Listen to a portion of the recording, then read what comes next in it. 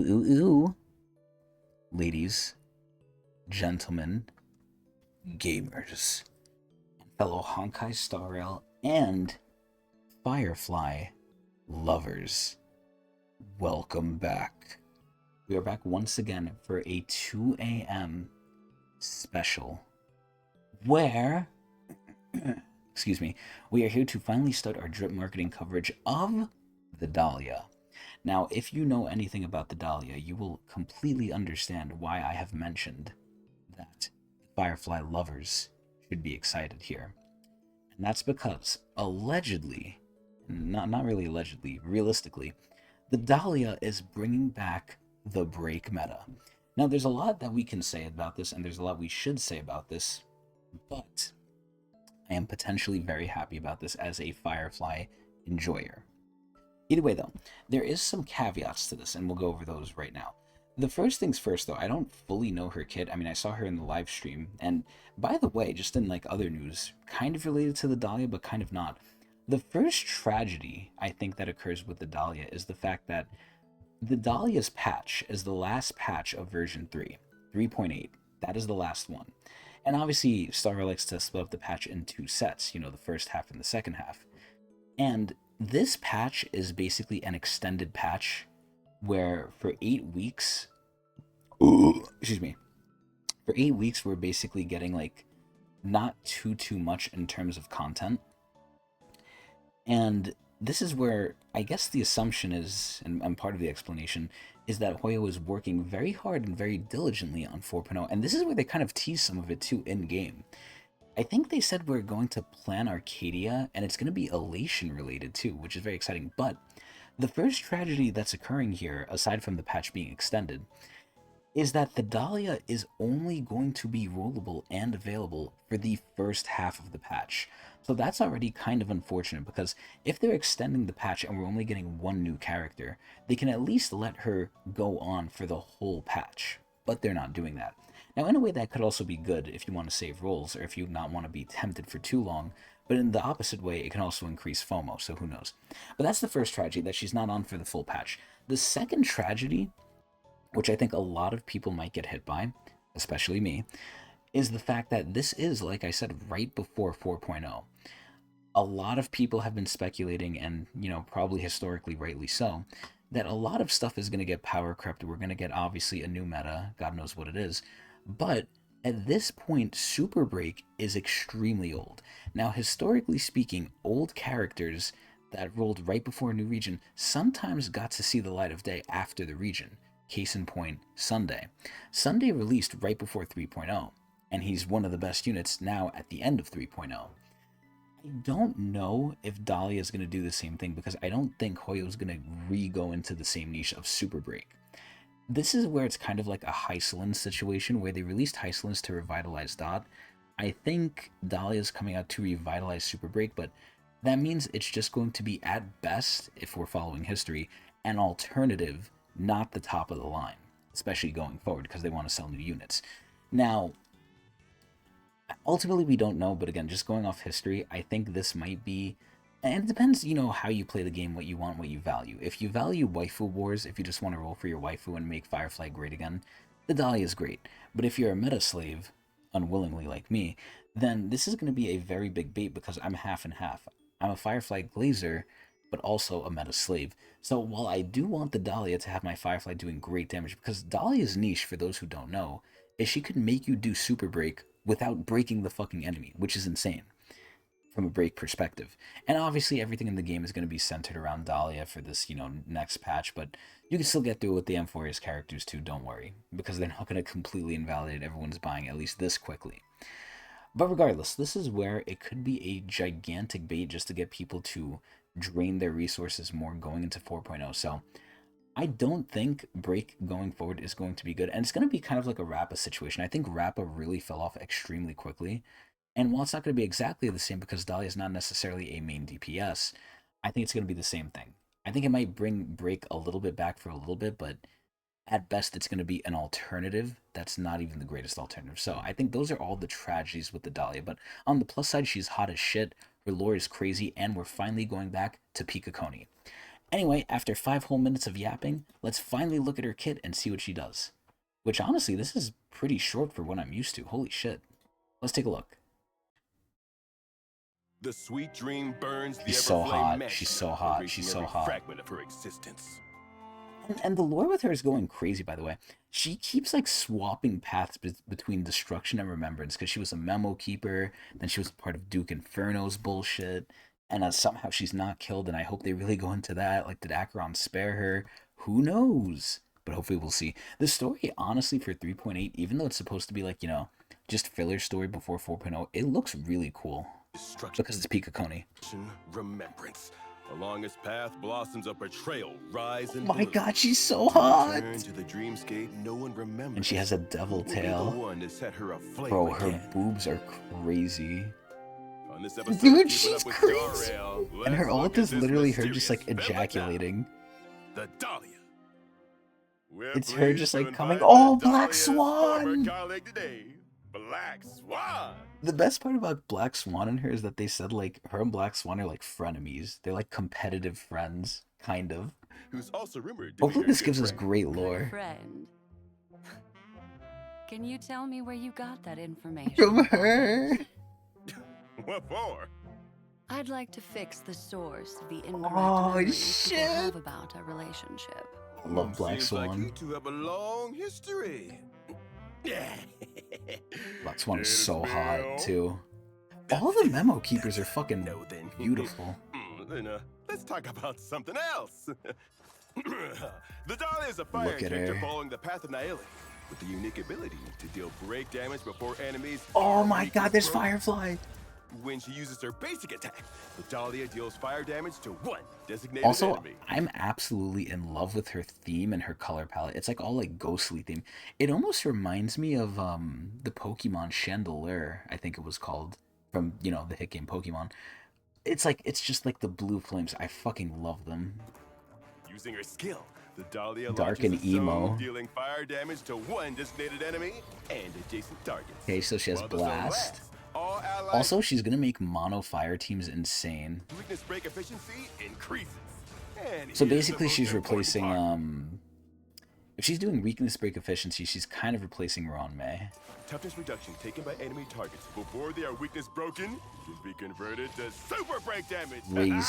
Crazy. Break teams deal damage even faster. Wild.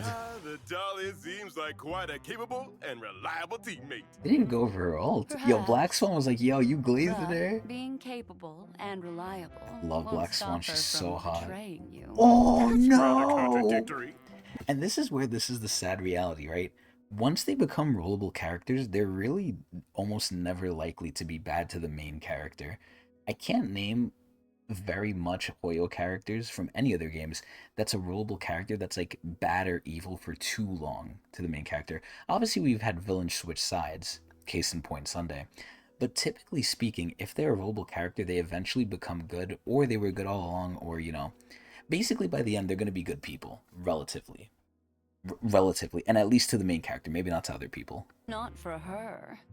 If she doesn't put her all into the job, then her betrayal has no impact. Oh? Ooh, what a painful lesson. Yo, Black Swan does not seem to like this. Using her technique, my, look at her. Will create a dude, her zone looks so cool. Enemies in it will not initiate it's like a seance. After entering combat with enemies in the special dimension, she'll immediately deploy her skill she like zone fingers and you. combat trigger toughness reduction into one instance of super break damage. Dude, her fucking knockers are insane. Increase all teammates' break effect for some turns based on her own break effect when entering combat. Crazy. This effect is triggered again when she receives healing or shields from a teammate. Wild. When entering combat, she will become dance partners together with the combat triggering teammate. When a dance partner attacks a weakness broken target, they can inflict them with super break damage. What's more, after the enemy target is attacked by the other dance partner, the Dhalia will launch a follow-up attack with her tail to deal many instances of damage. Goon. After unlocking specific traces, the Dhalia's follow-up attack can recover one skill point for allies. That is fucking wild. Once for every 2 follow-up attacks. Okay, never mind. It's not as wild as I thought. Using her ultimate, the Dhalia will inflict the wilt stage on all enemies for a set that shit looks so fucking cool. Oh, here it comes. Here it comes. Ejaculation.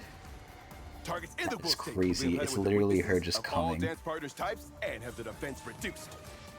After unlocking certain traces, allied targets will get a speed boost for a set number of turns when they add a weakness to an enemy target. So basically meant for If a Firefly and character's Boot Hill. attack adds a weakness to the enemy, then the character's energy will regenerate, and the enemy's toughness will be additionally reduced. Literally made for Firefly, Now to sum bro. it It up, is Dhalia is crazy. an agility character that can help break teams deal more damage faster, optimize damage rotations, add weakness to all enemies, and cause their team to deal higher damage. Ridiculous. Previously, break teams could only efficiently deal damage by inflicting You enemies had to with wait. break. That was the biggest pain point of Break 2. I remember when people had like really big fucking break bars, I was like, oh my god, this is so annoying. But the Dhalia will Bro, change look at her that. jiggle.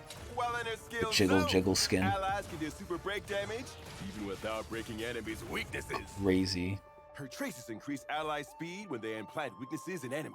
And fire characters who trigger this effect can regenerate energy. So again, her best in This slot will is literally streamline Firefly. allies' My damage god. rotation. It greatly reduces cases where damage feels weak because the damage window hasn't arrived yet. Wow. But when it has, but the team isn't ready to capitalize on it. Add in the all enemy defense reduction from the Dhalia's ultimate. The Dahlia. I love how they call her by her Simply title. bears with relentless super break damage. Ridiculous. Through channels that I'm surprised Black Swan isn't saying much. Of this dangerous cremator lady Oh my god, she looks so creepy. Let's witness this witch's madness. Oh my. The Dhalia uses her technique. This and poor enters man. battle. This poor IPC Then she worker. arrives at the live Whoa, studio. what the? That's right. Wait. Did Black Swan move to the side? Wait, I gotta see that Then she again. arrives at the Oh, live she studio. did! That's right. That is so funny. Brings your noble presence here. She also has one of the craziest abilities lore-wise from what I think heard from the live stream. She can implant fake memories in you, which is scary. Don't I think. be so alarmed. I'm just here to give some advice as a loyal fan. Amazing. Why don't we get rid of Her the music is live so combat old-timey. segment in the future? Fighting What? is not good. What? Combat Is segment. that why this is What so that? short? Do we have that? Mr. Albert, the show isn't over yet. Oh I my forgot. It's god. the most important combat segment. Aw, They're we fucking haven't with seen each other him. For so long. Don't bring the mood down. Bruh, they're The fucking him. combat sure isn't as pretty as the Lady Dahlia's dance step. She's so pretty. How could that happen, dear? The mood can hardly get any worse with you here. But they're fucking his mind. No, I think I really forgot something really Bro, they're just fighting. Wait, so are they skipping the combat scene? Oh yeah, I remember. And that's a wrap. Oh my god, no wonder it was shorter. She exerted her influence. Wait, is it actually shorter? Let me check. Let me check the other Keeping Up with the Star Rails. I think it is. And I don't think it's because she's a simple character. Let me see. So Cyrene's one doesn't count because her one is long as shit. Because her kit's insane. So Don Hung's one... Okay, no, it's all about 6 minutes. Never mind, I'm fucking joshing. Anyway... It's so crazy, man. Oh my god. I'm struggling to even call it a bait because I don't know. Because it's so good. It's so fucking good for break teams and even more for Firefly. It is ridiculous. I mean, listen, if nothing else, at least in the lore, we're getting more Firefly lore, which is always lovely. But, it's going to be so hard. I'm very torn because after Amphorius, especially after Cyrene, and especially going into 4.0, I hope in 4.0 a lot of the stuff doesn't appeal to me, at least at the beginning. Because in Amphorius it was the same way. Aglia did not, well, Aglia kind of appealed to me, but she was so hard, and I'm so thankful I did not get her. In total, with a lot of Amphorius, I'm very happy I got the characters I did, and I skipped the characters I didn't. Because near the end of it, looking back now, I'm very happy with all the teams I got, and all the teams I didn't, for sure. Now, obviously, at the time, if you ask me, I was a little upset. When I didn't get Mighty, I was upset. When I didn't get Anax, I was upset. Anax is probably the only one I still might have wanted just for Herta. But aside from that, I think I pretty much lucked out missing the characters I did miss. And either way, we know there's going to be big fucking characters, similar to Phynon, similar to Castris, and probably similar to Cyrene. If we're going with the general trends, there's going to be 3 big ones again. So I definitely got to save for all those, potentially. Because I wanted all the ones from Amphorius because they did such a good job with them. But the Dhalia is great. Like, I feel like she's going to be so top tier, but it's just so hard to recommend a meta that's like gone, and definitely I think will not come back. But she's fucking hot. Her lore's crazy. She's crazy. It's just amazing. So we're gonna struggle and see what we're gonna do. But either way, this is pretty good. I love the Dahlia. I love that she like fucks with people. Her and Black Swan, and so far the precedent they've set have made memo keepers all so fucking hot, and it's crazy. Anyway, though, that's gonna be it for me. Tell me your opinions on the Dahlia, and if you're rolling or if you're struggling as well. And if you want to see more of me, watch me at Twitch TV/Technics channel.